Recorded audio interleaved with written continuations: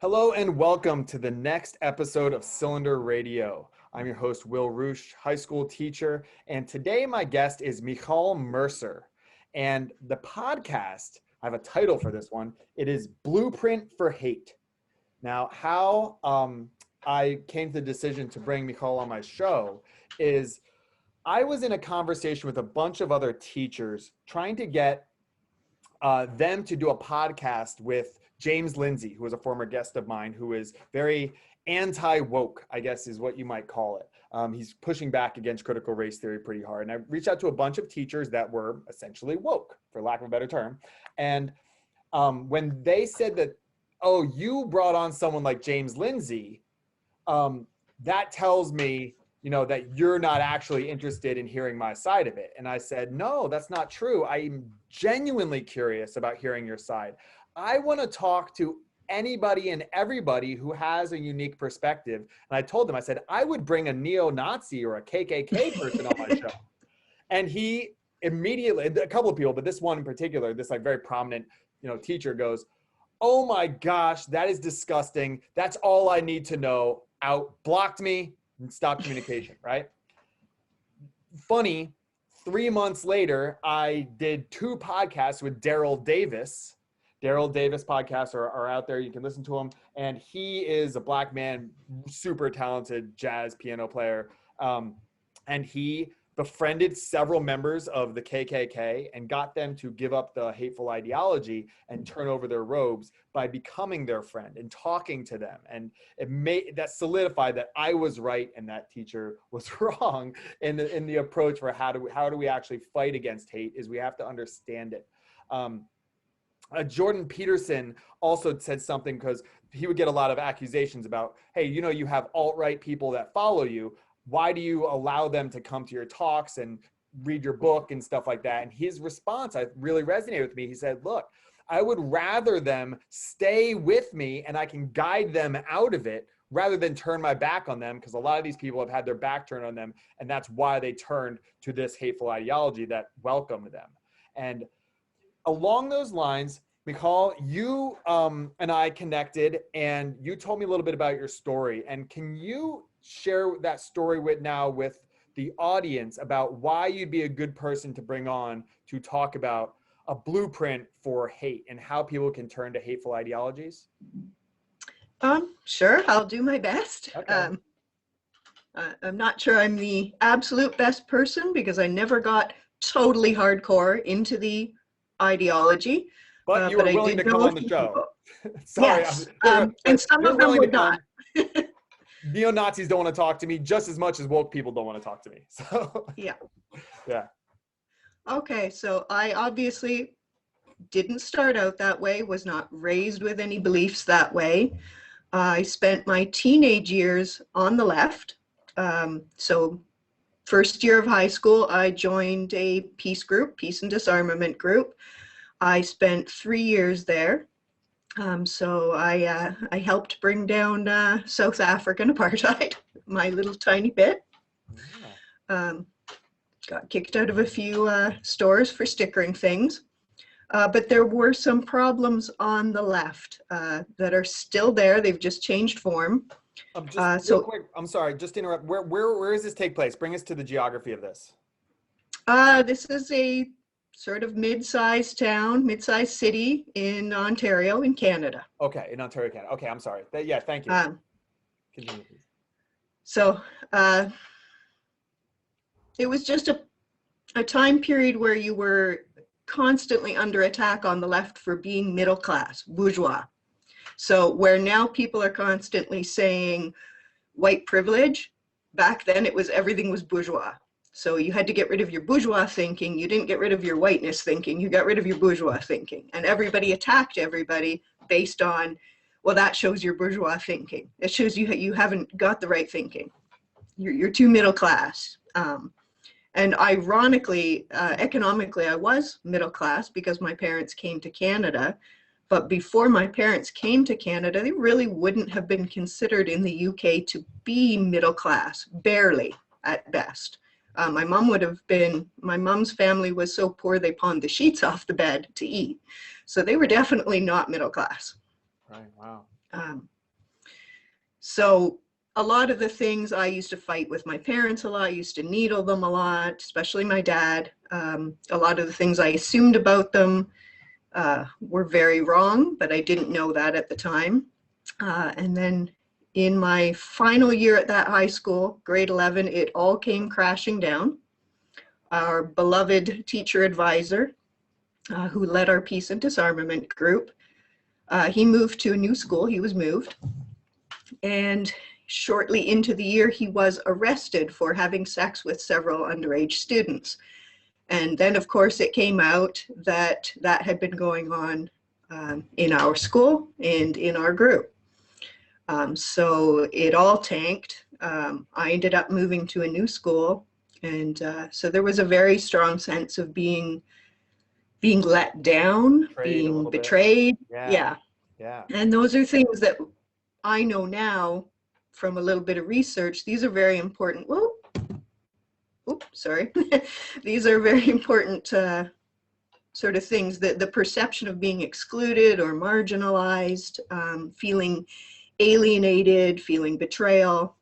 It's much more common, excuse me, it's much more common with boys. Obviously, males usually get involved a lot more frequently than young women. But it can happen there too. It's also a status issue. I had experienced some bullying, in particular bullying by some girls who were trying to become skinheads themselves. And so I don't know if you've seen the movie The New Guy, I pulled one of those at my new school, where I just completely reinvented myself and showed up at the new school with a mohawk, with the boots, with the docks. And I happened to meet two girls, which is usually what happens. There's a moment where someone's ready for it, and then an opportunity presents itself. If the opportunity doesn't present, people don't go that way.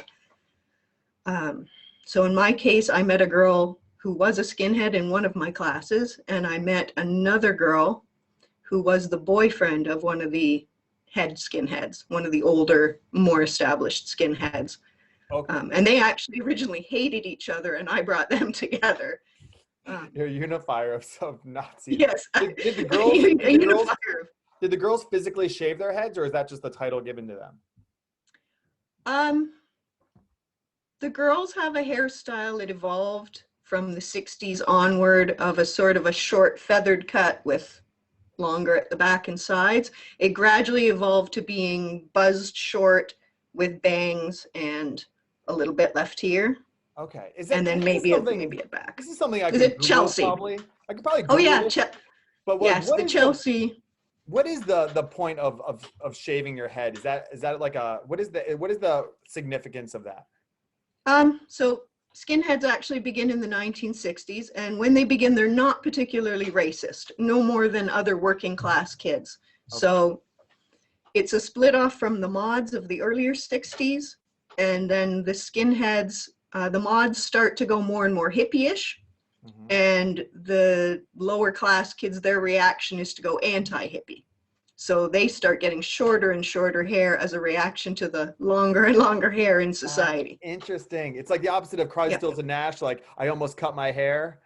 Like or like Hair the musical. It's the opposite of that. That's yes. And most of these kids worked. They often worked in factories. They were lower class. Yeah. They sometimes got in fights. They lived in rough neighborhoods. Having short hair was just a lot easier, especially for the men. But the women sort of took their own version of that said, yes, I'm a skinhead, but I keep my bangs and sides longer to sort of be a little bit more feminine. Okay, so you met this group. This is fascinating. Thank you so much for sharing this. So you met this group, and were you aware of what skinheads were from like movies or books or anything like that? Were you like, oh, these are like racist Nazi types? I knew very little about them, except that they were in my city. There was a group of them, probably about 20 or so, that I knew of. And then a whole bunch more kids my age came on board around the time I did. But there was a core of them. And to some extent, I knew that some of the older, more established skinheads were racist, and if you wanted to get in the gang, you were going to have to sort of pass muster with them. So you were going to have to look like you were racist, even if you weren't. You were going to have to ramp that up to say, yeah, I'm tough. I'll be in the group. I'll do, I'll do what's needed to get into this group. It's a little bit of like a gang initiation. Well, I'm familiar with this. I taught in a really gang infested area about 6 years ago in LA. And, it was so interesting because at one point I was going to a baseball game for the school and I saw one of my students take a skateboard. There was a brawl going on. I was driving my car to look for a parking spot. Brawl going on. I was like, oh, those are my students. And I saw one of my students, 11th grade kid, 10th grade kid, with a skateboard, smack some other kid in the head with a skateboard and go down. I was like, oh my God, these are like my students.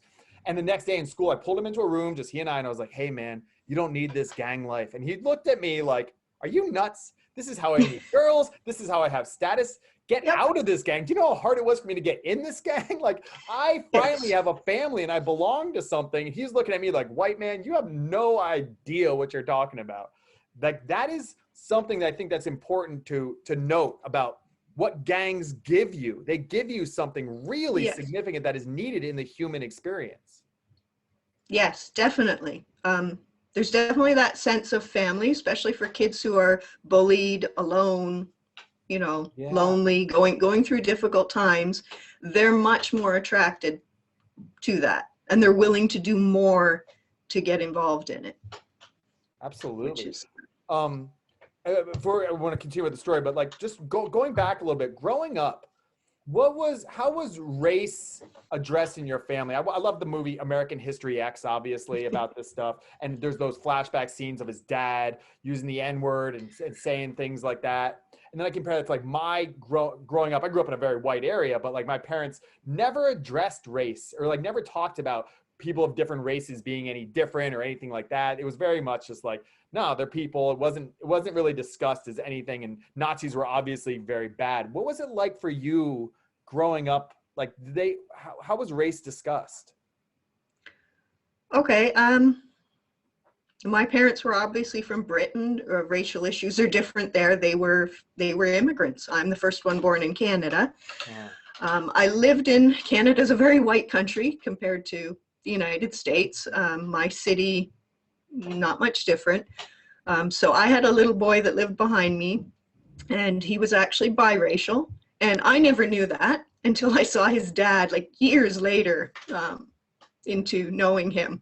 So I always just thought his dad was like Italian because his mom had red hair. I just thought he was like Greek or Italian or something on his dad's side. So I never thought of that. It wasn't until I was about 4, a little boy moved in across the street from me, and he came over to play with me. It's snowing outside, and my mom and his mom are talking. Of course, we're ignoring them. We're all into the play. And when we got home, my mom asked me, she said, so how did you like playing with him? And the way I was brought up was you don't say bad stuff about people. If you have to say it, you say it very quietly. So I sort of pulled my mom aside and said, he was really nice to play with, but he doesn't wash. And my mom had to keep a straight face. And she said, why do you say that?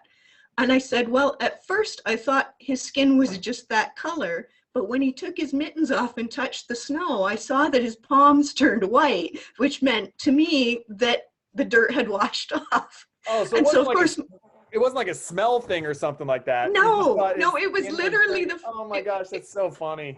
I didn't understand. So innocent. Well, because if you're white, your palms are actually whiter than the rest of your skin too, but it's not very noticeable. It's very noticeable when someone's black and you've never seen that.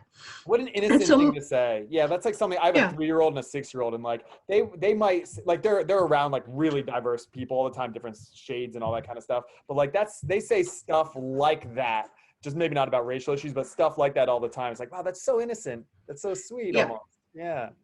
Yeah, and I was so concerned. I whispered it in the house, like with just me and my mom. I was so concerned for his feelings that I would be saying anything negative about them. And then, of course, I felt bad. My mom explained a little bit about melanin and, that my hands also don't tan on the bottom. Right. And after that, it was like, oh, now I feel really bad.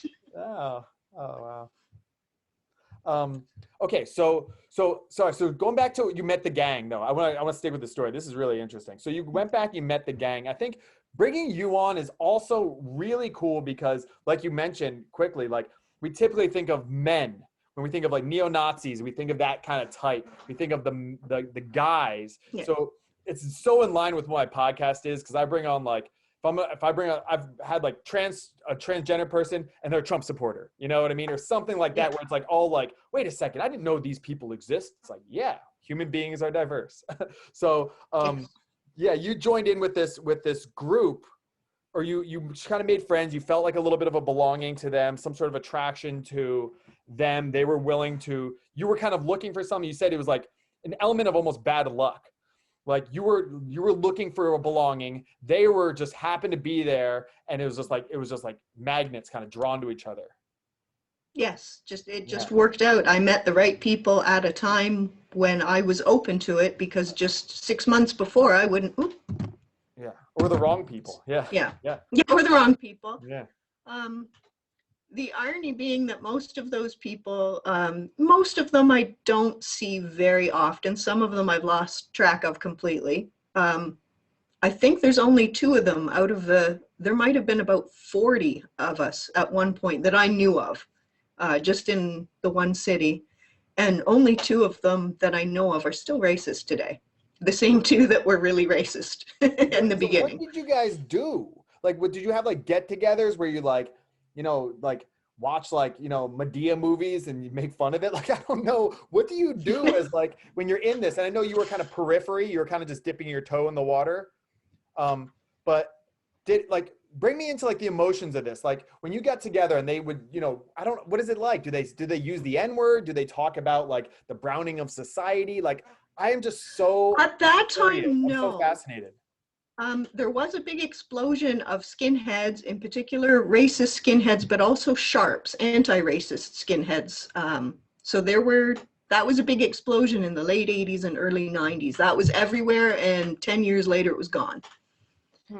So now we have the Proud Boys, who wear a lot of the same gear, the same shirts that we wore, with the little reef on them. Yeah, the Proud Boys. I almost had a conversation with the head guy of the Proud Boys. I forget. He's a black Cuban guy, and their argument is they're not racist because they have a lot of or several black members. Was there black people involved in this group? Not directly, because like I said, the 2 oldest skinheads were fairly racist. But ironically, the original group of skinheads in Hamilton, they did have a close friend who was black. And they still talk to him. So they didn't have a problem with him personally. And one of the really racist skinheads actually ran down a purse snatcher and brought the purse back to the woman. It was a black woman. And of course, the other skinheads are looking at him going, well, I thought you hated black people. Why did you do that? And he said, because if I want to believe that I'm better than a black person, I have to behave better. Interesting. So his concept of it was more along the white pride lines than the kill everybody lines. Yeah, it's like, I'm going to try and show that I'm better. That's an interesting wrinkle to this. But so what did you do as far as activities? Like, what does the gang do together? Do you just hang out and watch movies? Like, what do you do? Mostly drink. That's party. Late teenage years. Go to parties on the tracks. Go to parties at people's houses. Did you listen to like oi music? Like, did you listen to like white power music? Mostly like anything that was in the oi genre, which is not always hardcore white power, but it is skinhead music. So skinheads, some of it's shared with the non-racist and anti-racist skins, and some of it is particularly only interesting to racist skinheads. Is that like hardcore, yes. Rock and roll type music? Oi actually comes out of ska and reggae. Oh, that's where its roots are, mixed with punk. Okay, so kind of like a Sublime or something like that, like type of sound. Or like There'd be No stuff Doubt? like foreskins and I don't know. oh, it wouldn't sound like No Doubt. Okay. No. That's more like ska and pop.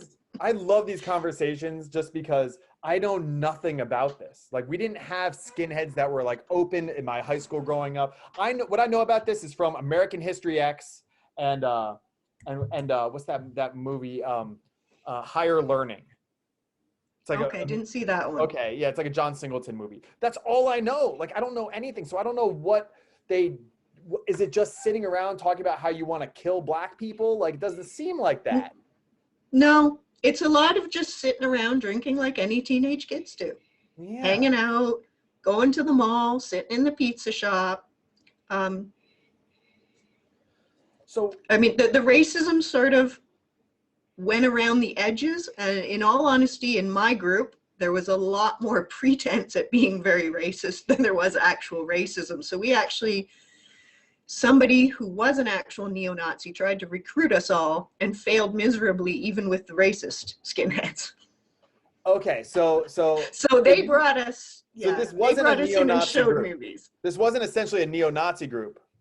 It was a group sitting right at the edge with a couple of guys who played. Yeah, we're adjacent. So we sat right at the edge with a couple of guys who really played with that, who would sometimes openly wear things that were very provocative. But when the opportunity came up to actually be recruited into an adult neo-Nazi group, it fizzled. So your group you didn't get like, you know, whatever, eagle or swastika tattoos, but that was the legit neo-Nazi group. Well, this was adults, so they were not associated with skinheads. They just met one of us in the street and started chatting and said, come by the store, and then started inviting us over to watch movies that were specifically much more racist, which were really, really boring movies. I don't think that helps recruit teenagers. Right. So they were trying. So it's just like, it's like a hierarchy. It's kind of, so what's interesting is talking about that gang at the school that I was teaching at East LA. The gang that was really big out there was the Los Avenidas, the Avenues gang. And they were affiliated supposedly with the Mexican cartels. So it was like a hierarchy. Like they would recruit these young kids that were in my class, the gang would, and then you get into the gang, and then the gang could maybe work with the cartel to distribute drugs and stuff like that. So it sounds like a similar, like with a lot of other gangs, you get more and more, you know, I had some students that got involved in crime, like I explained, but very few, even the ones in gangs, would be like openly killing or something like that. But you work your way up, and then there'd be drive-bys at this level, and then you get to the cartels and they're hanging bodies from bridges and all that kind of stuff. So it sounds like it's something similar. What was it did you go to meet with the neo-Nazis too, or was that just some other people in the group? No, I went there. Yeah? I went there to see what they had to say. Were you scared? No, it was one sort of middle-aged weird guy in his store. And, like a pawn shop or something? And like, no, he actually ran a store called the History Buff that sold World War I and II memorabilia. That was sort of his cover for why he had so much Nazi memorabilia around. Yeah, that's so cliche. I feel like that would be in a movie. Yeah. It would. Yeah, it does seem like something that should be there. Yeah, like, oh, I have this for historical reasons, like a Nazi, you know, a Hitler Youth knife or something like that. Yeah, it's things I sell in the store. Yeah. Yeah. So you go there. It didn't. What wasn't attractive? It was just like, it was, you guys were teenagers and it's like, this is boring or stupid, or was it like, whoa, this is too intense, this is like scary level racist stuff? He was boring. And the movie he showed was really, really outdated. It was probably made in the 70s, and of course in the 90s everybody laughed at everything. In the 70s it wasn't cool again yet. Yeah. In the late 80s. So that's kind of where the advancement of that kind of hateful ideology fizzled out. Yes. Well, and there were other groups in other cities around me who did get involved in things. A lot of them got involved with a guy, I believe his name was Tom Metzger, and his dad had actually raised him to be neo-Nazi. And he became a skinhead and, of course, recruited other skinheads, if I'm thinking of the right guy. He wasn't around me. I believe he was in Canada. Right. And these neo-Nazis, they were the ones, they would get like swastika tattoos, they would have flags, they would be like next level, not, they would be like the new Nazis, neo-Nazis. They believed in Nazi ideology, all the stuff Hitler promoted of, you know, these are people are bad in society against, you know, Jews and against, you know, these people, and the strong must crush the weak, all that kind of thinking, essentially, even though these were losers. I don't think a lot of people really understood what the Nazis believed, other than that the idea, I think there were a lot of people, okay, so one of the guys in my group who moved to our city 6 months before, he had been badly beaten up in Toronto, where he lived at that time, just for being white. So a bunch of black kids had set on him and beat him up. So that was his reason for ending up in our group, was protection. And from the assumption that these people are going to start a race war, and if I don't have friends on my side, that's what's going to happen to me. It's going to be me getting beat up. It's going to be my parents, you know, their house getting attacked. And so yeah, not everybody had that, but. Wow. Yeah. I mean, so there's a couple of things that like getting beat up, having those negative experiences, there's something to that where, I have people in my life that are like, I guess you'd say racist. And when I tried to understand why, like they would make comments about like, oh, that person's a black or whatever it is like, well, why? And turns out that they've been robbed several times at gunpoint. Every time it was by a black man. So when they're like 3 for 3, I know these people I'm thinking of, and like, I know that if they got robbed by a redhead, in a kilt, they'd be terrified of Scottish people or Irish people. Like it's there's an element of that's I've been wronged. I'm scared. You get bit by a snake, you're scared of snakes on a different level. So I think there's that, and then you mix that with the need to belong, the fear of you know, getting jumped again, which is, you know, goes back to the gang, all the things that lead you to a gang, plus these specific experiences that are negative with someone from that side. And I think you can apply that then to where we're at today, where, you know, some people have had really negative, this is kind of what brought you and I together, is really negative experiences with people who are on the extreme left kind of woke element of society. Yeah. And you know, these are people who have reached out to the school that I teach at and told them outright lies to get me fired. And all I've ever done is say, hey, would you like to have a conversation with me? And they come after me, try to, you know, they threaten my family. And I'm like as vanilla as it gets. But that kind of stuff it makes you go, oh man, I need protection. And this is a bad group that I want to fight against. Yes, especially for teenagers. Teenagers don't really have much power in the world beyond your own fists and boots. I mean, that's where it comes down to at the teenage level. You know, you don't have the vote yet at 17 years old. So you can't even vote. Right. You know, you don't have any power at your school. You don't really have much power with your parents. Yeah. So when you look back on this, do you feel like you could have continued down the pathway of thinking along the lines of like racist ideas like this group is bad because of their skin color. This group is bad because of their, you know, ideology, maybe when it comes to Judaism or whatever it is. Like, do you have like, looking back, do you now with your like, oh, how old are you? Oh, I'm almost 50.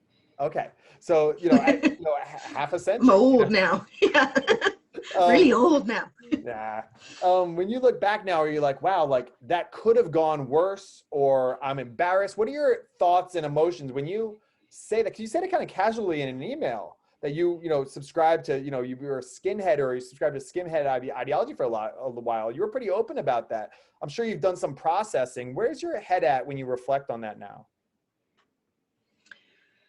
I don't think, given my personality, like I'm the kind of person, I will move a worm off the sidewalk if it's dying and I will put it back in the ground. Like, I think empathy, that core of gut empathy, saves more people from going evil because they're in these groups. And then it comes down to a moment where they actually have the chance to beat the crap out of somebody, so to speak, of another race. And there's that moment when that's the moment when you know, could you ever actually do that? And a lot of people who thought they could get to that moment and are like, it's another human being, I can't do it. And that's usually what takes them away. Now, for me, that was already there. I already knew it would be very hard for me to really go after somebody. So, I mean, the worst thing I ever did very drunk at a concert was I was making fun of a certain performer who has a certain sexuality, and Was it Elton somebody John? who, no, this was at a Pogues concert. Okay. So it was the opening act, and a person who shared that trait with them decided to call me out, and I punched them, and that's the worst thing I did. And I still remember that. I still would. I've obviously, like I said, I'm practicing Judaism now, have for 15 years. I stood up in front of my shul and told my story. Yeah. I said, you know, and I understand that even though I didn't do anything terrible, I never threw bottles at your synagogue, none of us did.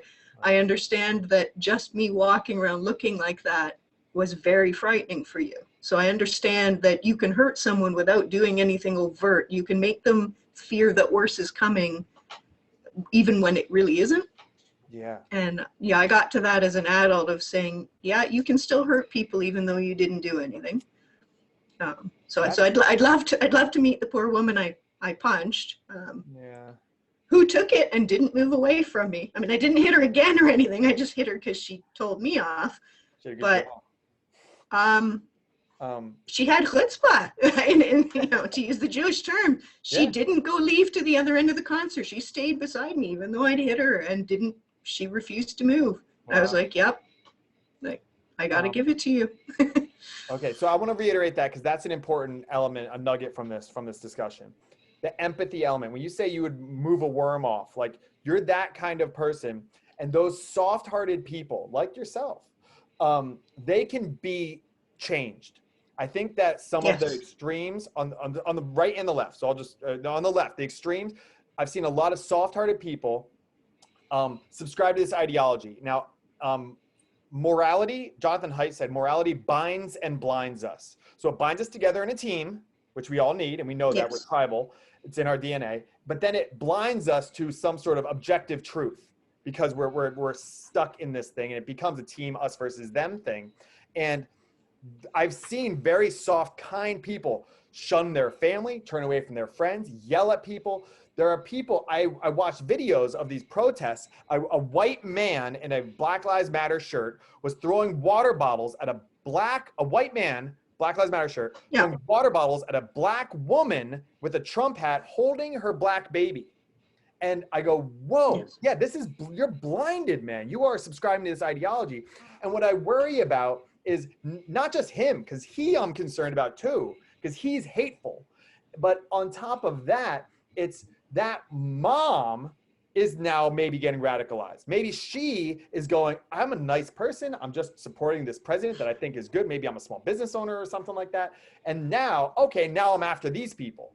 And, you know, empathy, when you say that, it's so important to go, this is my fellow human. People have empathy, but only for the people that are on my team. I hate the other team. You know, it's like, be kind unless, unless they're a Trump supporter or unless they're, you know, woke or whatever it is. And that's a really dangerous game that both sides are playing. And I'm worried that the alt-right is getting called a racist and a sexist and a homophobe, and there's these policies going out that are anti-white and all this kind of stuff over and over and over again, that eventually they're just going to go, all right, you know what? You want to call me a racist? You want to smash me? Fine, let's do it. Well, yeah. You want to play a game about racial identity? Let's play a game of racial identity. It's on. That is so scary. Yes, there is a natural reactionary human element. When you see something like that, when you feel attacked, there is a natural tendency to react against it by going far to the extreme. Yeah. And that's what I'm afraid is going to happen, because one of the things that helped, you know, when I first started learning about what Nazis actually believed, you know, as opposed to what I just thought about them. Yeah. But really, really studying it, sort of on my way out, I started looking into it, and I realized there was no way to be pure enough for them. Once they got rid of the Jews and the black people, and they got rid of the Eastern Europeans who were as white as anybody else, skin tone wise, soon it would be the people whose eyes weren't the right shade. They were too dark. You know, my blood type, I have type B blood. Nazis would have just said, nope, you're gone. Eventually, they would have got to that. If they'd been allowed to continue down that road, there would have been a very small pool of very blonde, very blue-eyed people with very perfect noses and everything just so, and they'd still be trying to shave it off, trying to say, okay, you're not quite right. Well, that's one of the questions that I've heard Jordan Peterson bring up, and I talk about openly in my class is, you know, if you are on the other side progressive, it's progressing towards what? Like, what is the end goal? Yes. That's the thing. Nazism, the end goal is that like racial purity and like that, like you want to achieve that? Like, what is the end goal of progressives? Is it utopia? Like that's been tried before. That's been horrific. Like, what are you moving towards? We have to be very clear about what that is, because if you don't have any kind of guardrails or an end point, a goal and a target to aim for, then you're just going to keep going and going and going and going and going. And it's going to spiral out of control in a way that has gone way too far. Really, really scary stuff. And we know this from history, not that long ago history too, 20th century history. Yeah, and I've been watching this since I first ran into woke. When I first ran into it, it was on Tumblr. I had a little blog on Tumblr, and I would see these people, and I just thought there is always a small number of people in the left who are the tinfoil hat crowd of the left, just like there's the tinfoil hat crowd of the right. There's always people out there saying something crazy, and it normally doesn't catch on. It normally stays at the fringes, and nobody serious with any serious power on the left ever takes their ideas and runs with it. This is the first time I've actually seen the crazy ideas become the normal ideas. So I've started seeing, so my upstairs neighbor she's intellectually disabled and mentally ill, and the first time somebody called her a racist because she was white, and I had to sit with her pretty much holding her hand while she sobbed, how could anybody say that about me? Like, she's just so distraught. She couldn't understand why this had happened. She always knew her whole life what a racist was, and somebody had moved the goalposts on her and decided she was on the wrong side of it. She hadn't actually changed. So she was just absolutely distraught. And how do you explain to someone who spends most of their time coloring in coloring books and painting little tchotchkes from the dollar store, how do you explain postmodern philosophy to this person? Yeah, you can. But obviously the person who called her that didn't stop to think, this is a person in life who experiences oppression in their daily life. This is a person who's outside the norm, who people are rude to often in public just because they can be. And there's a little bit of that same thing. I can call you a racist because you won't fight back. Yeah. And so I've sort of felt like I've become the person who has to fight back for these people. Yeah, that's heartbreaking. Yes, yeah, that's the job, is to stand up for people who can't stand up for themselves. And it's ironic because that's what the woke say they're doing, but it's not. Yes. And but it's so they're using simple terms in a very complex way, and that's what's confusing. That's where these Trojan horse terms come in.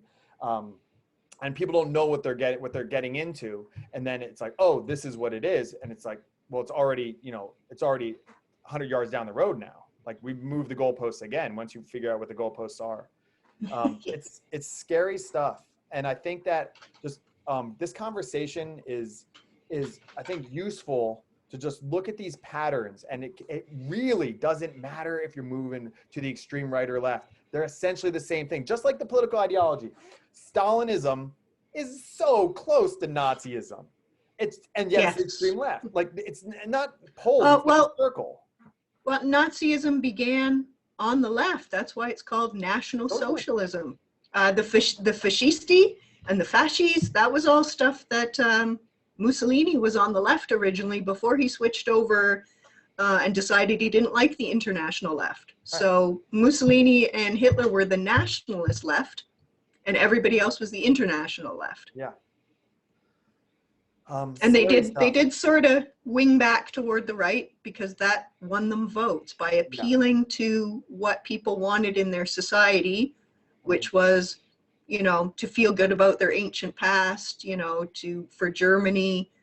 They really kind of had been attacked by all the allies in the wake of World War I, who made them the scapegoat for everything that went wrong. Like all these countries piled on each other, and suddenly Germany's the only one that's getting blamed for that. Tanked their economy. You understand why Horrible, tough they were times. mad. Yeah, Yeah. really tough times. People were starving to death on the street. Their money, they were wallpapering their house with their money because it was useless. I mean, it was really bad. And then someone says, "Hey," someone Adolf Hitler, says like, "Hey, we can come back and be strong again. Like your kids don't have to be starving. They don't have to not have medicine. We can get it back."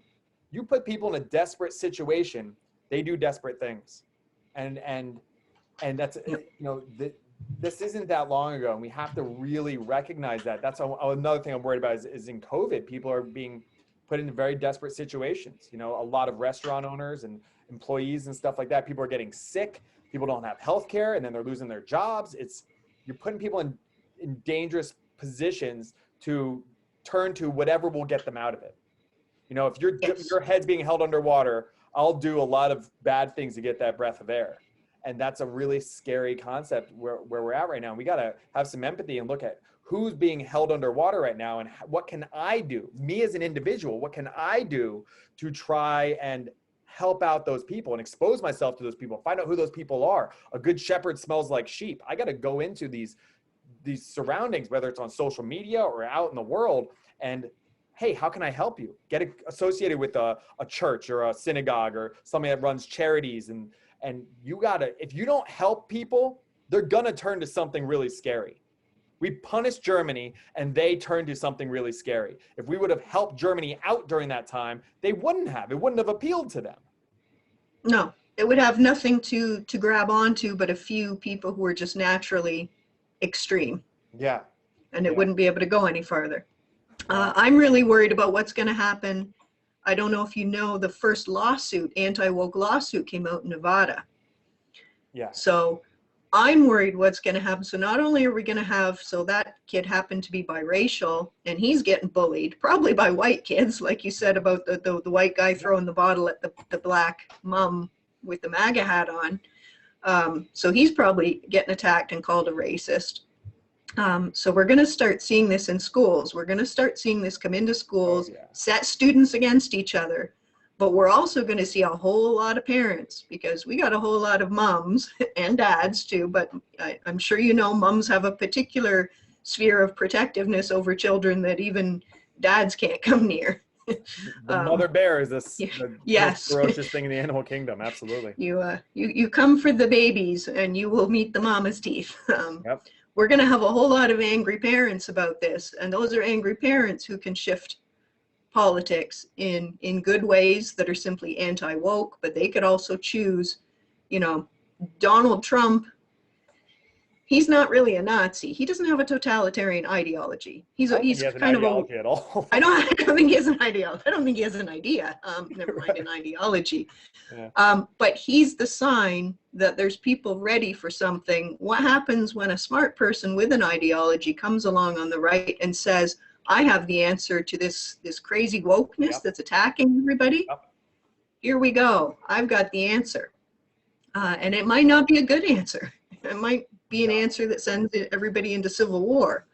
Yeah, and to just like toot my own horn, toot. That's why I'm in this, is because I think that I have a personality type that I think is a good one to push back on this. I can do it with love and kindness and true empathy and genuine curiosity. I've made these like 3 little principles of genuine curiosity, intellectual humility, and grace. And I want to approach all my conversations that way. And I think that as much as I think it's dangerous, I want to talk to those people and try and understand it and try and lead them out, whether it's on the left or the right or just extreme things in general. And because if it's the people who refuse to talk to me, it's like, guys, like, or the people who, reach out to my school or write to me or threaten me. It's like, guys, you don't understand. I'm going to be sweet to you. I'm just curious. Some people will not. Like you're poking at these bears, and I happen to just be like, hey, please stop poking me. But some bears are ferocious. You see these groups and these marches that go into restaurants, outdoor restaurants, start flipping tables and throwing glasses and stuff like that. It's like, you're going to do this, and some, special forces veteran with an itchy trigger finger is just going to go, all right, over. Like they're playing they're initiating a violence game that you do not want to play. You have no idea the kind of horrific violence that some people are capable of. And it's a scary time, and I hope we can pull out of it, but I don't know. Yeah. And if the adults aren't standing up in the room, if you're not defending the kids in your class, in your neighborhood, they will view that as a betrayal. Yep. And they will go far the other way. Yeah. They will look at you and say, where's the adults in the room? We have to fight for ourselves now. Absolutely. To use Douglas Murray's favorite phrase, the adults not being in the room, but that's what it feels like. Well, he's on it. Yeah. Cool. Michal, thank you so much for doing this. Do you have anything that you're working on that you would want people to check out, or anything like that, or anything that you would want to be interested in sharing or plugging, or anything along those lines? Well, I don't have a podcast of my own. I barely get on my little blog, and I haven't really talked about this. I'm not really sure what I can add. I'm trying to find the spot, having lost my own synagogue now to this wokeness thing that has tanked it. I'm trying to find a place where I can get back to that religious mindset, to having that grace. I think I've worked out the strength. Like, I'm on Twitter and I fight with people under my own little sock puppet, which is me. It's just not my name, so they can't come after me personally. Tank my job. But I think I've got the not being bothered by being attacked anymore. Like, I just don't care about the insults anymore, but I'm trying to get to that good place of, like you said, being able to have the grace, to not lose your temper with them when you're dealing with them, which is hard. Judgment. Yeah. Cool. Well, thank you for having this conversation with me. I hope that it helps people kind of make sense of everything going on. I really do. I enjoyed this conversation. I learned a lot too. Oh, I'm glad to be here. All right. A little nervous, probably won't watch it. Oh, it was great. It was great. All right. Thank you so much. Oh, thank you for having me.